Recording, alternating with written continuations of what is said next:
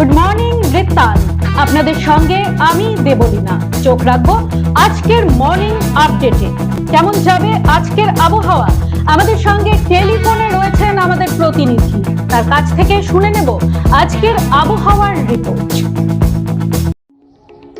দেখো, উত্তরবঙ্গ কৃষি বিশ্ববিদ্যালয়ের আবহাওয়া দপ্তর থেকে যে বার্তা দেওয়া হয়েছে তাতে কিন্তু বলা হচ্ছে যে আজ উত্তরবঙ্গের সর্বত্রই কিন্তু আকাশ মূলত মেঘলা থাকবে এবং কোথাও কোথাও আংশিক মেঘলা থাকবে, এমনটাই কিন্তু সম্ভাবনা রয়েছে আবহাওয়াবিদদের অনুমান। পাশাপাশি উত্তরবঙ্গের প্রতিটা জেলাতেই কিন্তু হালকা থেকে মাঝারি বৃষ্টির সম্ভাবনা রয়েছে। সে আলিপুরদুয়ার, জলপাইগুড়ি, কোচবিহার থেকে শুরু করে উত্তর দিনাজপুর, দক্ষিণ দিনাজপুর এবং মালদা জেলার ক্ষেত্রে প্রতিটা জেলার ক্ষেত্রে কিন্তু হালকা থেকে মাঝারি বৃষ্টির সম্ভাবনা রয়েছে। পাশাপাশি দক্ষিণ পূর্ব দিক থেকে কিন্তু বাতাস প্রবাহিত হতে পারে ঘন্টায় 10 কিলোমিটার বেগে এবং সর্বোচ্চ তাপমাত্রা, দিনের সর্বোচ্চ তাপমাত্রা 34 ডিগ্রি সেন্টিগ্রেড এবং রাতের সর্বনিম্ন তাপমাত্রা 23 থেকে 24 ডিগ্রি সেন্টিগ্রেড থাকবে, এমনটাই পূর্বাভাস আবহাওয়া দপ্তরের। পাশাপাশি আপেক্ষিক আর্দ্রতার ক্ষেত্রেও কিন্তু সর্বোচ্চ 54% থাকতে পারে, এমনটা পূর্বাভাস দিয়েছে উত্তরবঙ্গ কৃষি বিশ্ববিদ্যালয়ের আবহাওয়া দপ্তর। গ্রহ নক্ষত্র তিথি অনুযায়ী কেমন যাবে আজকের দিনটি, রাশিফল কি বলছে শুনে নেব আমাদের প্রতিনিধির কাছ থেকে। মা ত্রিনয়নী, আজ অর্থাৎ 11ই মে, 27শে বৈশাখ, সোমবার, নবমী তিথি। চলুন জেনে নেই আজকের রাশিফল। মেষ রাশির জাতক জাতিকার ক্ষেত্রে হঠাৎ কোনো বিপত্তির মধ্যে পড়তে পারেন আজ। বৃষ রাশির জাতক জাতিকার ক্ষেত্রে কারোর দ্বারা উপকৃত হতে পারেন। মিথুন রাশির জাতক জাতিকার ক্ষেত্রে উত্তেজিত হয়ে উঠতে পারেন আজ। কর্কট রাশির জাতক জাতিকার ক্ষেত্রে কর্মগুণে সুনাম, যশ, প্রতিপত্তি লাভ হবে। সিংহ রাশির জাতক জাতিকার ক্ষেত্রে বৈবাহিক জীবনে সুখ প্রাপ্তি হতে পারে। কন্যা রাশির জাতক জাতিকার ক্ষেত্রে মানসিক দুশ্চিন্তা বৃদ্ধি পাবে। তুলা রাশির জাতক জাতিকার ক্ষেত্রে পারিবারিক কলহ দেখা দিতে পারে। বৃশ্চিক রাশির জাতক জাতিকার ক্ষেত্রে গৃহে শুভ পরিবর্তন হবে। ধনু রাশির জাতক জাতিকার ক্ষেত্রে পরিবারের শান্তি বিঘ্নিত হতে পারে। মকর রাশির জাতক জাতিকার ক্ষেত্রে কাজে কর্মের উৎসাহ বৃদ্ধি পাবে আজ। কুম্ভ রাশির জাতক জাতিকার ক্ষেত্রে দুশ্চিন্তা বৃদ্ধি পেতে পারে। মীন রাশির জাতক জাতিকার ক্ষেত্রে আয় উন্নতি ভালোই হবে আজকে। নমস্কার। এক নজরে দেখে নেব গত 24 ঘন্টার খবরের দুরন্ত আপডেট। রায়গঞ্জ পৌর বাস স্ট্যান্ডের সামনে চেইনের টাকা দেওয়া নিয়ে বিক্ষোভ অটো চালকদের। রসিদ ছাড়াই বেহিসেবি টাকা নেওয়ার অভিযোগ। দীর্ঘদিন ধরে পৌর বাস স্ট্যান্ডের সামনে যে সমস্ত অটো চালক যাত্রীদের তোলার জন্য দাঁড়াতো, তাদের কাছ থেকে প্রত্যেক দিন 30 টাকা 40 টাকা করে নেওয়া হতো, যার মধ্যে বৈধ হিসেবে পৌরসভা এবং Raiganj trekker and auto owners অ্যাসোসিয়েশনের মালিকদের টাকা নেওয়ার কথা থাকলেও তার বাইরেও টাকা দিতে হতো বলে অভিযোগ।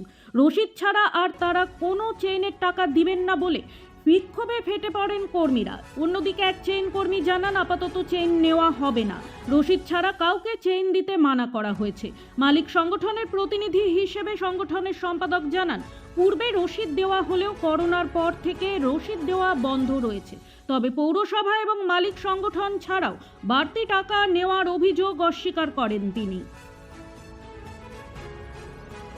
দিল্লিতে আগামী 11 ও 12 মে অনুষ্ঠিত হতে চলেছে আন্তর্জাতিক বাণিজ্য সম্মেলন। কনফেডারেশন অফ ইন্ডিয়ান ইন্ডাস্ট্রি এই দেশের শিল্প ও বাণিজ্য জগতের অন্যতম গুরুত্বপূর্ণ সম্মেলনে উপস্থিত থাকবেন একাধিক কেন্দ্রীয় মন্ত্রী, বিশিষ্ট শিল্পপতি, ব্যবসায়ী, উদ্যোক্তা এবং দেশ বিদেশে বিভিন্ন শিল্প গোষ্ঠীর প্রতিনিধিরা। আমন্ত্রণ পেয়ে এই সম্মেলনে অংশগ্রহণ করতে চলেছেন রায়গঞ্জ মার্চেন্টস অ্যাসোসিয়েশনের প্রায় 18 জন সদস্য।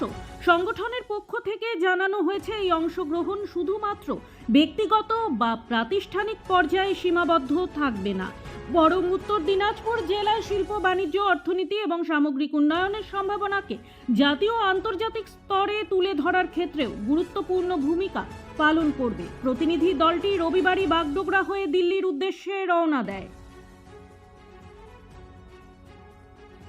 আমন্ত্রণ পেয়ে সিআইআই এর বাণিজ্য সম্মেলনে যোগ দিচ্ছেন রায়গঞ্জ মার্চেন্টস অ্যাসোসিয়েশনের সদস্যরা, যেখানে দেশের বিভিন্ন প্রান্তের সফল পেশাজীবী ও শিল্প বাণিজ্যিক প্রতিষ্ঠানের প্রতিনিধিরা তাদের অভিজ্ঞতা ও মতামত তুলে ধরবেন। আন্তর্জাতিক এই সম্মেলনে রওনা হওয়ার আগে সাংবাদিকদের মুখোমুখি হন মার্চেন্টস অ্যাসোসিয়েশনের সদস্যরা। স্থানীয় ব্যবসায়ীদের সমস্যা ও সমাধানের বিষয়ে মুখ খোলেন সংগঠনের সম্পাদক অতনু বন্ধু লাহিড়ী। তিনি বলেন, উত্তর দিনাজপুর জেলা একটি কৃষি প্রধান জেলা। ভুট্টা উৎপাদনে ভারতের মধ্যে উল্লেখযোগ্য স্থান দখল করেছে, তাই কৃষি ভিত্তিক শিল্প এখানে স্থাপন করা একান্ত প্রয়োজন বলে জানান তিনি। এদিকে পশ্চিমবঙ্গে রাজ্য সরকার পরিবর্তন হওয়ায় বিভিন্ন বাজার ও দোকানদারদের মধ্যে গিয়ে পুলিশ প্রশাসনের পক্ষ থেকে তোলা না দিতে অনুরোধ করা হচ্ছে। এমন অভিযোগ দীর্ঘদিনের। তোলা না দিলে ব্যবসায়ীদেরকে সমস্যার মধ্যে পড়তে হয়, এমন অভিযোগ বারবার উঠেছে। এমন রাজনৈতিক পরিস্থিতিতে কাউকে তোলা দিতে বারণ করলেন অতনুবাবু। এদিন সম্মেলনে রওনা দেওয়ার আগে রায়গঞ্জ মার্চেন্টস অ্যাসোসিয়েশনের দলটিকে শুভেচ্ছা জানাতে উপস্থিত ছিলেন বণিক সংগঠনের সভাপতি ডক্টর শান্তনু দাস সহ একাধিক বিশিষ্ট মানুষেরা। প্রতিদিনের প্রতি মুহূর্তের খবরের আপডেট পেতে চোখ রাখুন নিউজ বৃত্তান্তের ফেসবুক পেজে। সাবস্ক্রাইব করুন নিউজ বৃত্তান্ত ইউটিউব চ্যানেলকে।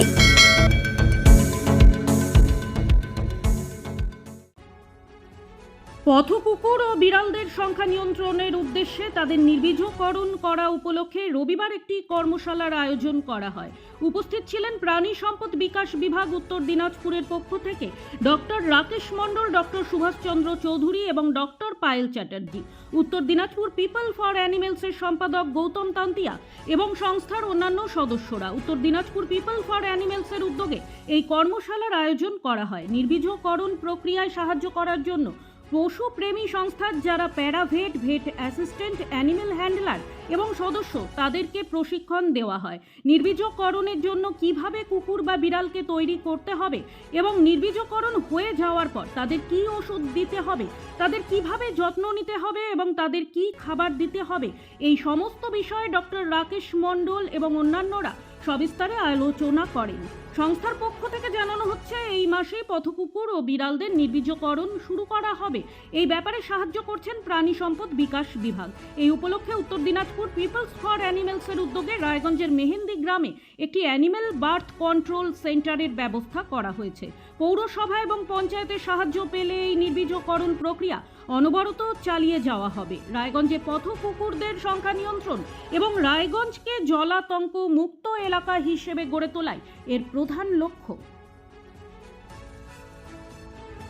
4 বছর বন্ধ থাকার পর অবশেষে প্রশাসনের সহযোগিতায় খুলে গেল উত্তর দিনাজপুর জেলার চোপড়া ব্লকের কাঁচাকালী এলাকার লম্বুবালা টি প্লান্টেশন প্রাইভেট লিমিটেড চা বাগান। রবিবার সকালে প্রশাসনের উপস্থিতিতে বাগানের মালিকপক্ষ, স্টাফ ও শ্রমিকদের নিয়ে পুনরায় বাগানের কাজ শুরু হয়। দীর্ঘদিন পর বাগানের দখল ফিরে পাওয়ায় মালিকপক্ষ, কর্মচারী ও শ্রমিকদের মধ্যে খুশির আবহ লক্ষ্য করা যায়। মালিকপক্ষের শরৎ কুমার কেজরিওয়াল জানান, কয়েক দশক আগে থেকেই কাঁচাকালী এলাকার ঝুটিয়ায় প্রায় 32 বিঘা জমিতে তাদের চা বাগান রয়েছে। এই বাগানে 3 জন স্টাফ সহ প্রায় 75 জন শ্রমিক কাজ করে জীবিকা নির্বাহ করতেন। তিনি অভিযোগ করেন, 2022 সালে এক শ্রেণীর মানুষ নকল দলিল তৈরি করে জোরপূর্বক বাগান দখলের চেষ্টা চালায়। এরপর থেকেই বাগান কার্যত বন্ধ হয়ে পড়ে। মালিকপক্ষ, স্টাফ ও শ্রমিকদের বাগানে প্রবেশ করতে দেওয়া হয়নি বলেও অভিযোগ করেন তিনি। অবশেষে দীর্ঘ 4 বছর পর বাগান ফিরে পাওয়ায় প্রশাসনকে ধন্যবাদ জানান মালিকপক্ষ। বাগান খোলায় খুশির হাওয়া বইছে শ্রমিক ও স্টাফ মহলেও। রবীন্দ্রনাথ ঠাকুরের জন্মজয়ন্তী শনিবার পালিত হলেও রবিবার উষা কিরণ কুটিরের উদ্যোগে আয়োজিত হলো এক দিবসীয় রবীন্দ্র চর্চা, নাচ, গান ও সাংস্কৃতিক অনুষ্ঠান। এই অনুষ্ঠানে সমাজের বিভিন্ন স্তরের শিক্ষাপ্রেমী মানুষ, সাংস্কৃতিক অনুরাগী, ক্রীড়া প্রেমী ব্যক্তি এবং সমাজসেবীরা উপস্থিত থেকে অনুষ্ঠানকে প্রাণবন্ত করে তোলেন। অনুষ্ঠানে রবীন্দ্রসঙ্গীত, নৃত্য পরিবেশনা, আবৃত্তি এবং রবীন্দ্রনাথের সাহিত্য ও দর্শন নিয়ে আলোচনা অনুষ্ঠিত হয়। উপস্থিত অতিথিরা রবীন্দ্র চর্চার মাধ্যমে নতুন প্রজন্মকে সাহিত্য ও সংস্কৃতির সঙ্গে আরও গভীরভাবে যুক্ত করার প্রয়োজনীয়তার ওপর গুরুত্বারোপ করেন।